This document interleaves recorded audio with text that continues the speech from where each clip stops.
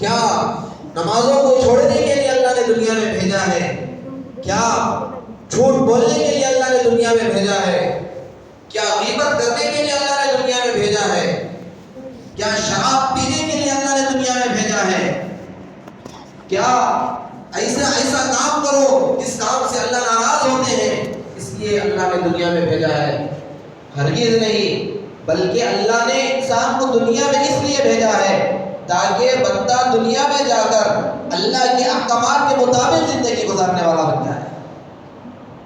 اللہ نے جو کام کرنے کے لیے بتلائے ہیں وہ کام کرنے والا بن جائے،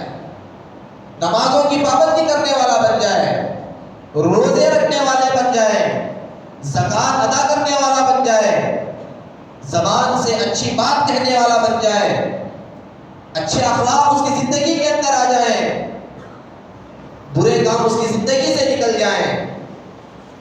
اگر اللہ نے مال و دولت دیا ہے تو اپنے مال کو غریبوں پر لگانے کے لیے اللہ نے دنیا میں بھیجا ہے۔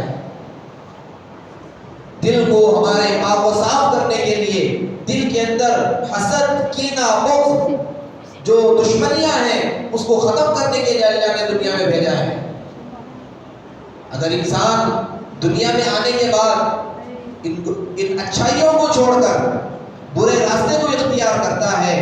تو اللہ تبارک و تعالیٰ اس بندے کے اعمال سے ناراض ہو جاتے ہیں، اس بندے کی دنیا بھی برباد ہو جاتی ہے اور آخرت بھی برباد ہو جاتی ہے۔ قرآن مجید میں اللہ نے مختلف آیتوں میں ہمیں سمجھانے کی کوشش کی ہے، اللہ نے مختلف جگہوں پر بتلایا ہے کہ ایسے مواقع اللہ نے کراتے ہیں کہ بندے ان مواقع کو فائدہ اٹھاتے ہوئے اپنے گناہوں پر ندامت کرے اور اپنے گناہوں کی معافی مانگے اور اللہ کی فرما برداری کرنے والے بن جائیں۔ جیسا کہ ہمارے سامنے شعبان کا مہینہ چل رہا ہے، شعبان المعظم چل رہا ہے، عظمت والا مہینہ چل رہا ہے، اللہ سال میں یہ ایک مہینہ ایسا بھی لے کر آتے ہیں کہ میرے بندے سال بھر گناہوں میں لگے ہوئے ہوتے ہیں، میرے بندے سال بھر نافرمانیوں میں لگے ہوئے ہوتے ہیں، میرے بندے سال بھر غیبتوں میں لگے ہوئے رہتے ہیں، شراب پینے میں لگے ہوئے ہوتے ہیں، مختلف گناہوں میں اپنی زندگیوں کو تباہ و برباد کیے ہوئے ہوتے ہیں۔ کم از کم یہ ایک مہینہ ایسا لے کر آؤ کہ میرے بندوں کو بتلاؤ کہ اگر اس مہینے کے اندر توبہ کر لو گے، استغفار کر لو گے اور اپنی گناہوں پر ندامت کر لو گے کہ میری شان اتنی بڑی ہے کہ میں تمہارے پورے کے پورے گناہوں کو معاف کر دوں۔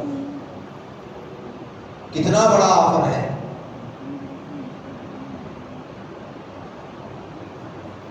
اسی لیے اللہ نے قرآن مجید میں ارشاد فرمایا اِنَّا أَنزَلْنَاهُ فِي لَيْلَةٍ مُبَارَكَةٍ إِنَّا كُنَّا مُنذِرِينَ کہ اللہ نے قرآن مجید کو مبارک راتوں میں نازل فرمایا ہے۔ اِنَّا كُنَّا مُنذِرِينَ اور اللہ نے قرآن مجید کو مبارک رات میں نازل تو فرمایا اور اس قرآن مجید کے اندر اللہ نے بشارت بھی دی اور اس قرآن مجید کے اندر اللہ نے گناہ کرنے والوں کے لیے ڈرایا بھی ہے۔ اگر تم اچھے کام کرو گے تو جنت کے اعلیٰ مقام کو پہنچ جاؤ گے، اگر تم اچھے کام کرو گے جنت تمہارے لیے تیار کر رکھی ہے، اگر تم فرما برداری کرو گے تو جنت کے جتنے بھی لوازمات ہیں، جنت میں جتنے بھی اللہ نے مقام و مرتبے بنائے ہیں یہ اللہ کے فرما بردار بندوں کے لیے بنائے ہیں۔ اور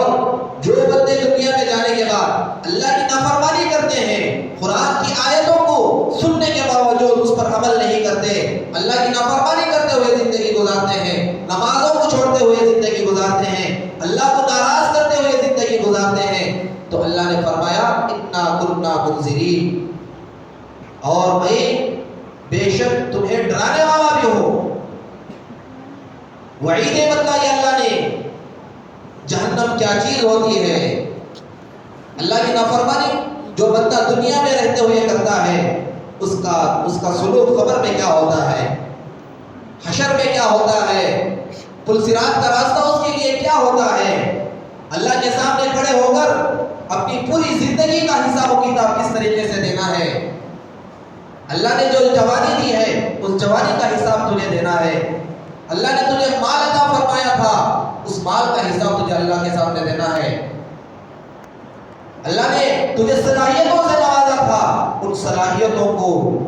اپنی صلاحیتوں کو تو نے کہاں استعمال کیا، اس کا جواب اللہ کے سامنے کھڑے ہو کر دینا ہے۔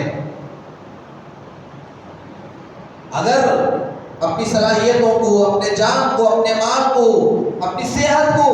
اگر صحیح معنی میں لگا کر جاؤ گے تو تمہارا ٹھکانہ جنت ہوگا۔ اگر تم اپنی صلاحیتوں کو غلط جگہ لگاؤ گے، اپنی زندگی کو یوں ہی ختم و برباد کر دو گے، اللہ کی نافرمانی میں لگا کر زندگی گزارو گے، تو بے شک اللہ تمہارے لیے جہنم تیار کر رکھا ہے۔ اِنَّا كُنَّا مُنذِرِينَ۔ اور آگے فرمایا کہ یہ جو 15ویں رات جو آنے والی ہے، شب برات کے نام سے ہم جانتے ہیں، اللہ نے یہ رات بڑی مقدس رات بتلائی ہے۔ یہ وہ رات ہے جس کے اندر اللہ کے فیصلے صادر ہوتے ہیں۔ یہ وہ رات ہے جس کے اندر بندہ اپنے گناہوں کو ندامت کرتے ہوئے اللہ کے سامنے اپنے گناہوں کو سامنے رکھتے ہوئے، روتے ہوئے، گڑ گڑاتے ہوئے اللہ کے سامنے جب توبہ و استغفار کرتا ہے، اللہ تبارک و تعالیٰ اس بندے کے گناہوں کو معاف کرتے ہیں۔ فیہا یفرغ کل امر حکیم، کہ اللہ اس رات میں فیصلوں کو صادر کرتے ہیں۔ زندگی کس کی زندگی ہوگی اور کس کی موت کس سال ہو جائے گی، کس کی تقدیر اچھی ہوگی، کس کی تقدیر بدبخت ہوگی، کون سا بچہ اس دنیا میں آنے والا ہوگا اور کون لوگ اس دنیا سے ختم ہو جائیں گے، یہ فیصلے کی رات ہے۔ اس فیصلے کی رات میں ہمیں چاہیے کہ ہم صحیح معنی میں اپنے گناہوں کو اللہ کے سامنے رکھیں، گڑ گڑائیں، روئیں، اے اللہ ہم نے تو تیری نافرمانی کے ساتھ زندگی گزاری ہے، ہم نے تو نمازوں کو چھوڑ کر زندگی گزاری ہے، ہم نے تو غیبتوں میں زندگی گزاری ہے، ہم نے تو عیاشی میں اپنی منمانی زندگی گزاری ہے۔ اے اللہ تو نے تو موقع عطا فرمایا ہے، ہم تو شیطان کے جال میں پھنس چکے تھے، ہم تو اپنے نفسانی خواہشات میں پھنس گئے تھے۔ اے اللہ ہمیں معاف فرما دیجئے اور آئندہ کی زندگی تیری فرما برداری کے ساتھ زندگی گزارنے کی توفیق عطا فرمائیے۔ یہ دعا کرنے کی رات ہے۔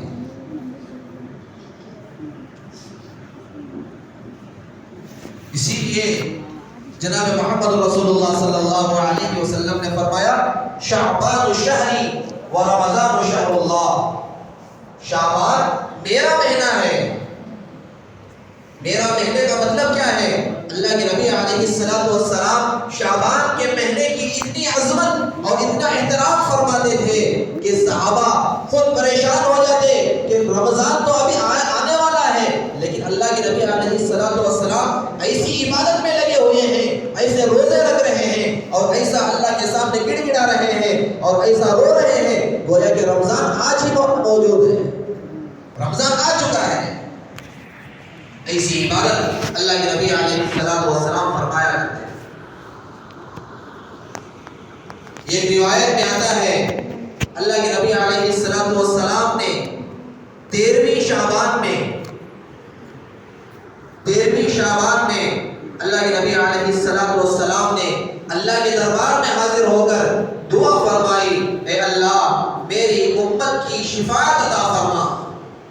جنت کے اندر جب لوگ پریشان ہوں گے، نفسی کے عالم میں ہوں گے، اس وقت میری امت کی شفاعت عطا فرما۔ اللہ کے سامنے اللہ کے نبی علیہ السلام نے دعا مانگی تو اللہ نے رسول اللہ صلی اللہ علیہ وسلم کی دعا کو قبول فرمایا، اور اتنا قبول فرمایا کہ 1/3 امت کی شفاعت کی ذمہ داری اللہ نے عطا فرمائی۔ اللہ کے نبی صلی اللہ علیہ وسلم کس کے لیے رو رہے ہیں، کس کے لیے گڑ گڑا رہے ہیں؟ اس امت کے لیے۔ یہ مبارک راتیں ہیں، اللہ ہماری راتوں کی عبادتوں کو قبول فرما لے گا۔ اللہ کے سامنے اگر میں روؤں گا تو میری امت کی شفاعت قبول ہو جائے گی، میرا ہر امت کی جنت میں جانے والا بن جائے گا۔ اللہ کے نبی صلی اللہ علیہ وسلم کو معلوم تھا کہ اللہ نے شعبان کا جو مہینہ جو برکت والا رکھا ہے، یہ مہینہ دعاؤں کی قبولیت کا مہینہ ہے، یہ مہینہ اللہ کو منانے کا مہینہ ہے، یہ مہینہ ہمارے گناہوں کو معاف کرنے والا مہینہ ہے، یہ مہینہ اللہ کے قریب ہونے والا مہینہ ہے، جس کی وجہ سے رسول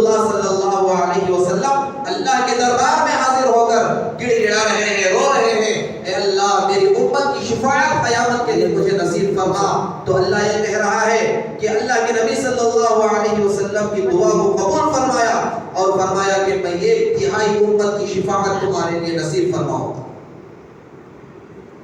پھر اللہ کے نبی صلی اللہ علیہ وسلم ایسے ہی خاموش نہیں رہے،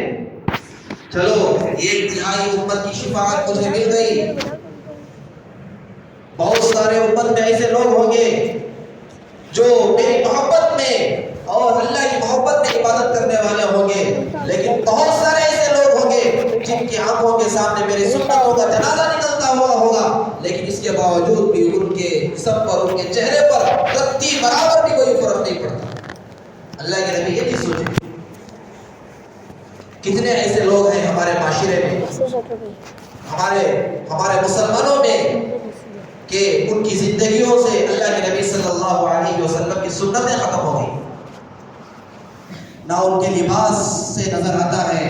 نہ ان کے چہرے سے نظر آتا ہے، نہ ان کے معاملات سے نظر آتا ہے، نہ ان کے طور طریقے سے نظر آتا ہے، نہ ان کے کاروبار سے نظر آتا ہے، نہ ان کے بیوی بچوں کے ساتھ زندگی گزارنے میں نظر آتا ہے، بلکہ ہر عمل ہمارا اللہ کی نافرمانی میں گزر رہا ہے، ہمارا ہر عمل اللہ کے نبی صلی اللہ علیہ وسلم کی ناراضگی میں گزر رہا ہے۔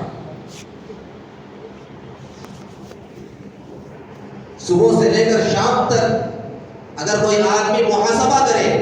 اگر کوئی آدمی اندازہ لگائے کہ میری زندگی کے اندر رسول اللہ صلی اللہ علیہ وسلم کی سنتیں آج میں نے کتنی ادا کی، کسی کے پاس ٹائم نہیں ہے، کسی کے پاس غور و فکر کرنے کے لیے وقت نہیں ہے۔ ہاں اتنا تو کام کر سکتے ہیں، میں نے آج کتنا کمایا، میری کمائی میں کتنا منافع ہوا، ایسی کمائی جو دنیا سے چھوڑ کر جانا ہے، ایسی جوانی جو دنیا میں ختم ہونے والی ہے، ایسی صحت جو ختم ہو کر بیماری آنے والی ہے، میں بیمار ہو رہا ہوں اس کے بارے میں فکر ہو رہی ہے، میں اتنا کما رہا ہوں اس کے بارے میں فکر ہو رہی ہے، میں اپنی پراپرٹی اتنی ترقی ہو رہی ہے اس کے بارے میں فکر ہے۔ اگر فکر نہیں ہے تو ہماری اصل جو جگہ جانے والی ہے، اصل جو قبر ہے، اصل جو حشر ہے، اصل جو ہے اللہ کے نبی صلی اللہ علیہ وسلم کے سامنے کھڑے ہو کر ہمیں منہ دکھانا ہے، اللہ کے سامنے کھڑے ہو کر ہمیں حساب و کتاب دینا ہے، اس کی فکر ہمارے معاشرے کے اندر ختم ہو چکی ہے۔ لوگ آج گناہ کر کر اترا رہے ہیں، میں نے تو فلاں گناہ کر لیا، مجھے تو کوئی پوچھنے والا تک نہیں ہے، میں نے فلاں آدمی کو دھوکہ دے دیا، لیکن مجھے کوئی میرے دھوکے کو کوئی سمجھنے والا نہیں ہے، میں نے فلاں آدمی کو ناحق ظلم کر لیا، میرے اندر طاقت ہے، میں فلاں آدمی کو مار دیا، مجھے کوئی پوچھنے والا نہیں ہے۔ ہاں تھوڑی دیر کے لیے پوچھنے والا تو نہیں ہے، لیکن ایک وقت آئے گا کہ ہر آدمی کو اس کی زندگی کے ہر لمحے کا سوال کا جواب دینا پڑے گا۔ وَمَكَرُوا وَمَكَرَ اللَّهُ وَاللَّهُ خَيْرُ الْمَاكِرِينَ۔ آدمی یہ سمجھتا ہے کہ میں سب سے زیادہ مکر کرنے والا ہوں، میں سب سے زیادہ ہوشیار ہوں، میں سب سے زیادہ چالاک ہوں۔ ہر آدمی اپنے آپ کو چالاک سمجھ رہا ہے، ہر آدمی اپنے آپ کو بڑا زبردست صلاحیت رکھنے والا سمجھ رہا ہے، اور یہ سوچ رہا ہے کہ میرے کوئی عمل کو کوئی دیکھنے والا نہیں ہے، لیکن ان اللہ علیم بذات الصدور، اللہ تبارک و تعالیٰ جو تم کرتے ہو وہ تو دیکھے گا ضرور، لیکن تمہارے دل کے اندر جو خیال بھی پیدا ہو رہا ہے وہ خیال کو جاننے والی ذات پیدا کی۔ تم جو سوچو گے وہ اللہ تمہارے سوچنے سے پہلے تمہارے بارے میں جاننے والی ذات پیدا کی۔ تو میرے عزیز دوستوں بزرگوں کہ اللہ کے نبی علیہ السلام اس امت کے لیے شعبان کے مہینے میں 14ویں شعبان میں جب اللہ نے ایک تہائی امت کی شفاعت کی خوشخبری دی تو اللہ کے نبی صلی اللہ علیہ وسلم نے خاموش نہیں رہا ہے، بلکہ 14ویں شعبان کی رات میں اللہ کے دربار میں دوبارہ حاضر ہوتے ہیں اور حاضر ہو کر اللہ کے سامنے گڑ گڑاتے ہیں، روتے ہیں، مانگتے ہیں، اے میرے اللہ یہ شعبان کا مہینہ دعاؤں کی قبولیت کا مہینہ ہے، اے اللہ تیرے قرب کا مہینہ ہے، اے میرے اللہ میری شفاعت قیامت کے لیے امت کے لیے عطا فرما۔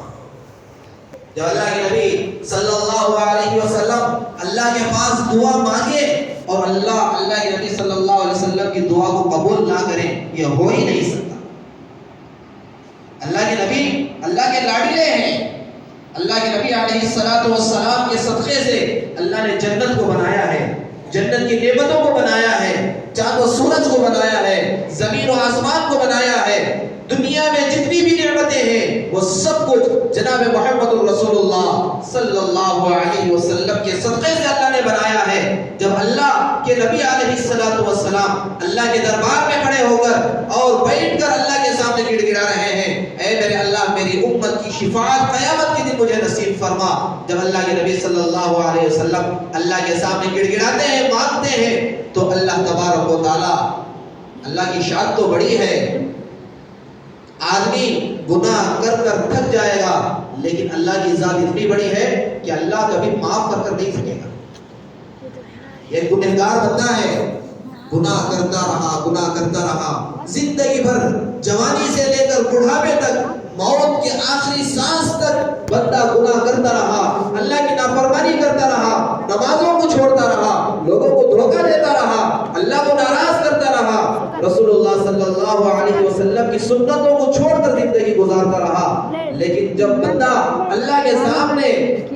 سامنے حاضر ہو کر جب توبہ کرتا ہے، التائب من الذنب کمن لا ذنب لہ، اللہ کے نبی صلی اللہ علیہ وسلم نے فرمایا جب گنہگار بندہ اللہ کے دربار میں حاضر ہو کر اپنے گناہوں کی ندامت کرتا ہے، استغفار کرتا ہے، توبہ کرتا ہے، اللہ تعالیٰ اس بندے کے گناہوں کو ایسا معاف کر دیتے ہیں گویا کہ اس بندے نے گناہ ہی نہیں کیا۔ اللہ کو کوئی پوچھنے والا نہیں ہے، اللہ کو کوئی سوال کرنے والا نہیں ہے، اے اللہ تو نے تو اس گنہگار بندے کو کیوں معاف کر دیا؟ کسی کے اندر وہ طاقت نہیں ہے کہ اللہ کے سامنے کھڑے ہو کر یہ سوال کر سکے۔ اللہ کی شان ہے، وہ اللہ کی کبریائی ہے، اللہ بڑے ہیں، اللہ جو چاہتے ہیں وہ کرتے ہیں، ایسی ذات ہے۔ جب ایک بندہ اللہ کے سامنے گناہوں کی ندامت کرتا ہے اور گناہوں کی معافی مانگتا ہے تو اللہ اس بندے کے دعا کو قبول کر لیتے ہیں۔ اللہ کے نبی صلی اللہ علیہ وسلم اللہ کے دربار میں کھڑے ہو کر دعا مانگتے ہیں، اے اللہ میری امت کی شفاعت کے لیے مجھے قبول فرما۔ تو 14ویں شعبان کی رات میں اللہ تبارک و تعالی جناب محمد رسول اللہ صلی اللہ علیہ وسلم کی دعا کو قبول فرماتے ہیں اور کہتے ہیں کہ میں 2/3 امت کی شفاعت تمہارے لیے خوشخبری دیتا ہوں، اور 2/3 امت کی تم شفاعت کرو، میں شفاعت کو قبول کروں گا۔ میرے عزیز دوستو بزرگوں، پھر اللہ کے نبی صلی اللہ علیہ وسلم خاموش نہیں رہے، اس لیے کہ پوری امت کی بخشش کی طرف تھی، پوری امت جنت میں جائے، کوئی امت کا فرد باقی نہیں رہے، ہر فرد جنت میں داخلہ ہو جائے، ہر فرد جنت میں جانے والا بن جائے، یہ اللہ کے نبی صلی اللہ علیہ وسلم کی خواہش تھی۔ پھر جب شب برات کا وقت آیا، 15 شعبان جب آیا تو اللہ کے نبی صلی اللہ علیہ وسلم دوبارہ رات میں اللہ کے سامنے کھڑے ہوئے اور دعا مانگی، اے میرے اللہ بقیہ جو امت ہے اس کی بھی شفاعت کی خوشخبری مجھے سنا دے، میں پوری امت کی شفاعت کرنے کے لیے تیار۔ میرے عزیز دوستو بزرگوں، جب تک اللہ کے نبی صلی اللہ علیہ وسلم نے پوری امت کی شفاعت نہیں لے لی، اس وقت تک اللہ کے دربار کو اللہ کے سامنے سے نہیں ہٹے، بلکہ روتے رہے، گڑ گڑاتے رہے اور اللہ کے سامنے دعا مانگی۔ اللہ نے فرمایا کہ میں نے تو پوری امت کی شفاعت کی خوشخبری تمہیں دی ہے، تم جس کی شفاعت کرو گے میں جنت میں داخلہ دے دوں گا۔ تو میرے عزیز دوستو بزرگوں، یہ وہ بابرکت مہینہ ہے، شعبان کا مہینہ بڑی بابرکت والا مہینہ ہے، عبادتوں والا مہینہ ہے، اللہ کے سامنے قریب ہو کر اپنے گناہوں کی ندامت کر کر اپنے گناہوں کو معاف کرنے والا مہینہ ہے، اللہ کی محبت کو پیدا کرنے والا مہینہ ہے۔ ہمارے تو زندگی کے اگر گناہ اگر ہم اپنے آپ میں اگر دیکھ لیں گے تو ہمارا اپنا خود کا چہرہ دیکھنا ہمارے لیے اچھا نہیں لگتا۔ اتنے گناہ ہماری زندگیوں میں، ہر انسان کی زندگیوں کے اندر موجود ہے۔ اگر اپنے گناہوں کو پاک و صاف کرنا چاہتے ہیں تو یہ سنہرا موقع ہے، شعبان کا مہینہ چل رہا ہے، روزے اللہ کے نبی علیہ السلام رہا کرتے تھے، نمازوں میں اضافہ ہو جاتا تھا، نوافل میں اضافہ ہو جاتا تھا، تلاوت میں اضافہ ہو جاتا تھا، صدقہ خیرات میں اضافہ ہو جاتا تھا، اچھے کاموں کے اندر اللہ کے نبی صلی اللہ علیہ وسلم اور صحابہ بڑھ چڑھ کر حصہ لیا کرتے تھے۔ ہمارے لیے بھی ایک موقع ہے. پتہ نہیں یہ فیصلے کی رات ہے آئندہ شعبان میں کون آدمی رہے گا یا نہیں رہے گا. یہ شعبان کی 15ویں شعبان کی رات میں فیصلے ہوتے ہیں کون زندہ رہے گا, کون اس دنیا سے چلا جائے گا. آدمی آگے کے آنے والے وقت کے بارے میں پلان کرتا ہے کہ میں فلاں مہینے میں یہ کام کروں گا, لیکن اللہ نے فرشتوں کے ہاتھوں سے یہ لکھا رہتا ہے کہ یہ آدمی فلاں مہینے میں فلاں تاریخ میں یہ دنیا سے رخصت ہو جائے. اس کا کفن کا کپڑا دکانوں میں آ چکا ہے, لیکن وہ بندہ اس کفن کے کپڑے کو بھول کر دنیا کی عیش و آرام میں, زیب و زینت میں, منمانی زندگی میں, اللہ کی نافرمانی میں لگا ہوا ہے. اگر ایسا ہے تو دنیا کی زندگی بھی ہمارے لیے خسارہ ہے, اور آخرت کی جو لامحدود زندگی ہے اس کے لیے بھی ہمارے لیے خسارہ ہے. اسی لیے اب آنے والا جو 15ویں شعبان کی جو رات ہے اس میں وقت کو ضائع کیے بغیر ہمارے بہت سارے نوجوان ایسے ہوتے ہیں رات میں عبادت کرنے کے بجائے, رات میں نوافل پڑھنے کے بجائے, رات میں اپنے گناہ کو یاد کر اللہ جو ہے فرماتے ہیں, رسول اللہ صلی اللہ علیہ وسلم نے فرمایا کہ شب برات کے دن اللہ پہلے آسمان میں آ کر یہ کہتا ہے کوئی ماننے والا میں اس کی مراد کو پورا کروں, ہے کوئی گنہگار بندہ میں اس کے گناہوں کو معاف کروں, ہے کوئی پریشان بندہ میں اس کی پریشانی کو دور کروں, ہے کوئی مصیبت زدہ کہ میں اس کی مصیبت کو دور کروں. اللہ یہ سوال کر رہے ہیں, لیکن ہمیں وقت نہیں ہے, مانگنے کے لیے وقت نہیں ہے, اللہ کے سامنے رونے کے لیے وقت نہیں ہے. ہم تو دنیا والوں کے سامنے مانگنے کے لیے تیار ہو جاتے ہیں, لیکن فرمایا کہ مانگو اسی سے جو دیتا ہے خوشی سے, کہتا نہیں کسی سے. اللہ کی شان کیسی ہے, مانگنے سے اللہ خوش ہوتے ہیں. مانگو اسی سے جو دیتا ہے خوشی سے, کہتا نہیں کسی سے. اللہ کی شان ایسی ہے کہ مانگنے سے خوش ہوتا ہے اور ایسا دیتا ہے کہ آدمی بس ہو جاتا ہے, سیراب ہو جاتا ہے. لیکن دنیا کا معاملہ ایسا ہے, مانگو نہ اس سے جو دیتے نہیں خوشی سے, کہتے ہیں سبھی سے. دنیا کا دستور ہے کہ جب کسی بندے کے پاس جا کر اپنی مجبوری کو سامنے رکھتے ہیں, اپنے مسائل کو سامنے رکھتے ہیں, تو پہلی چیز تو ہمارے مسئلے کو وہ حل نہیں کر سکتا.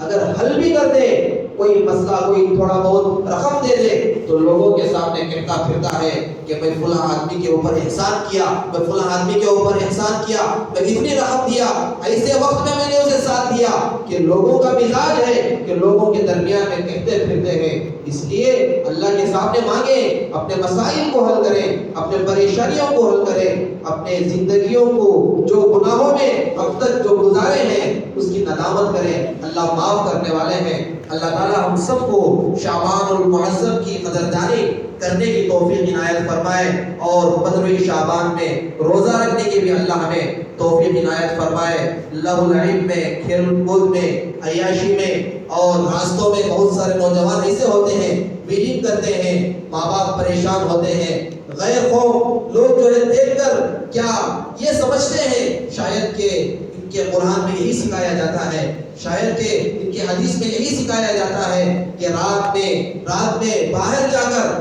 ٹو ویلر میں میٹنگ کیا جائے اور گالی گلوچ کیا جائے, گانے سنے جائیں, اور لوگوں کو پریشان کیا جائے, لوگوں کو گھروں پر پتھر مارا جائے, اور آپس میں انتشار کیا جائے. لوگ بہت سارے بوڑھے لوگ ایسے ہوتے ہیں, ضعیف لوگ ایسے ہوتے ہیں جو گھروں میں آرام کر رہے ہوتے ہیں, لیکن ہمارے نوجوانوں کو, ہمارے بچوں کو, ہمارے معاشرے کو یہ پتہ نہیں چلتا کہ لوگوں کو تکلیف دینا بھی حرام ہے.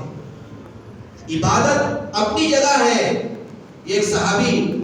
ایسے تھے کہ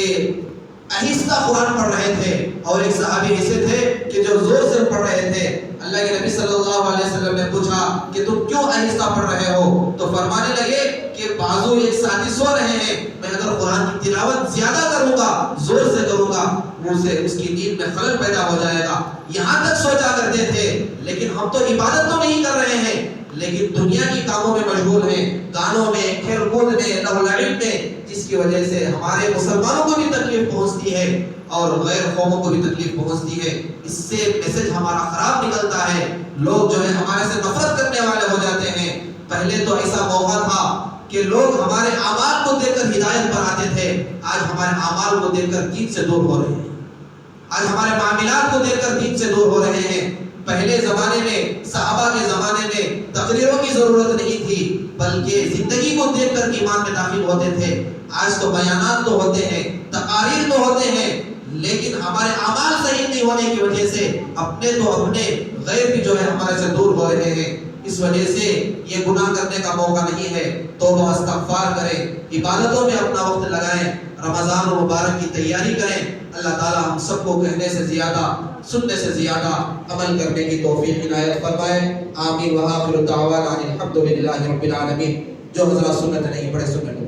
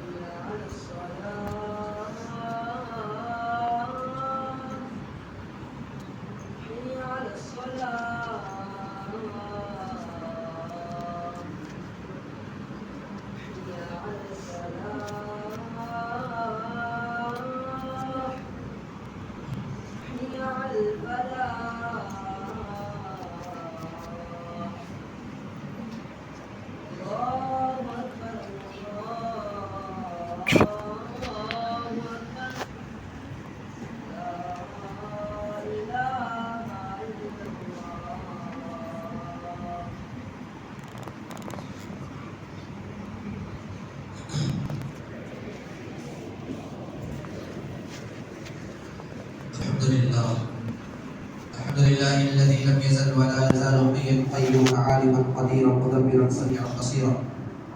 ونشهد ان لا اله الا الله وحده لا شريك له,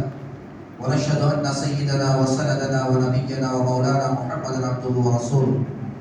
ارسله بالحق بشيرا ونذيرا وداعيا الى الله باذنه وسراجا منيرا. اما بعد, فيا ايها الناس, إن لكم معالم فانتهوا إلى معالمكم, وإن لكم نهاية فانتهوا إلى نهايتكم. فإن العبد المؤمن بين مخافتين, بين أجل قد مضى لا يهدم الله قادم به. فليتزود العبد من نفسه لنفسه, ومن حياته لموته, ومن شبابه لكبره. فإن الدنيا خلقت لكم وإنكم خلقتم للآخرة. فوالذي نفسي بيده ما بعد الموت من مستعتب ولا بعد الدنيا دار إلا الجنة أو النار. أعوذ بالله من الشيطان الرجيم. وإذا سألك عبادي عني فإني قريب أجيب دعوة الداعي إذا دعاني فليستجيبوا لي وليؤمنوا بي لعلهم يرشدون. أقول قولي هذا أستغفر الله لي ولكم أجمعين فاستغفروه إنه هو الغفور الرحيم.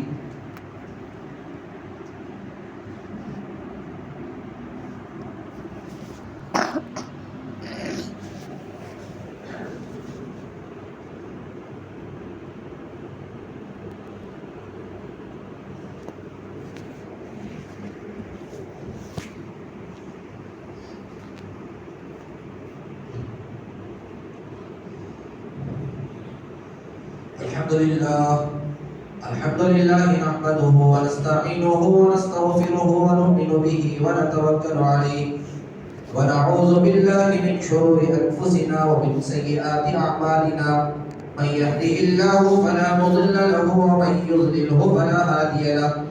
ونشهد أن لا إله إلا الله وحده لا شريك له, ونشهد أن سيدنا وسندنا ونبينا ومولانا محمدا عبده ورسوله أرسله بالحق بشيرا ونذيرا وداعيا إلى الله بإذنه وسراجا منيرا. أما بعد, فأعوذ بالله من الشيطان الرجيم. بسم الله الرحمن الرحيم. إن الله وملائكته يصلون على النبي يا أيها الذين آمنوا صلوا عليه وسلموا تسليما. اللهم صل على محمد وعلى آل محمد بعدد من صلى وصام وصل على محمد وعلى آل محمد بعدد من قعد وقام وصلى الله على جميع الأنبياء والمرسلين والملائكة المقربين والخلفاء الراشدين خصوصا على خير البشر بعد الأنبياء بالتحقيق أمير المؤمنين أبي بكر الصديق رضي الله تعالى عنه وعلى أمير المؤمنين عمر بن الخطاب رضي الله تعالى عنه وعلى أمير المؤمنين عثمان بن عفان رضي الله تعالى عنه وعلى أمير المؤمنين علي بن أبي طالب كرم الله وجهه وعلى إمامين الهمامين السعيدين الشهيدين أبي محمد الحسن وأبي عبد الله الحسين رضي الله تعالى عنهما وعلى أمهما سيدة النساء فاطمة الزهراء رضي الله تعالى عنها وعلى أمه المقربين بين الناس أبي عبادة الحمزة وأبي الفضل العباس رضي الله تعالى عليهم أجمعين اللهم انصر من نصر دين محمد صلى الله عليه وسلم واجعلنا منهم واخذل من خذل دين محمد صلى الله عليه وسلم ولا تجعلنا معهم عباد الله رحمكم الله إن الله يأمر بالعدل والإحسان وإيتاء ذي القربى وينهى عن الفحشاء والمنكر والبغي يعظكم لعلكم تذكرون اذكروا الله يذكركم وادعوه يستجب لكم ولذكر الله تعالى أعلى وأولى وأتم وأهم وأكبر والله يعلم ما تصنعون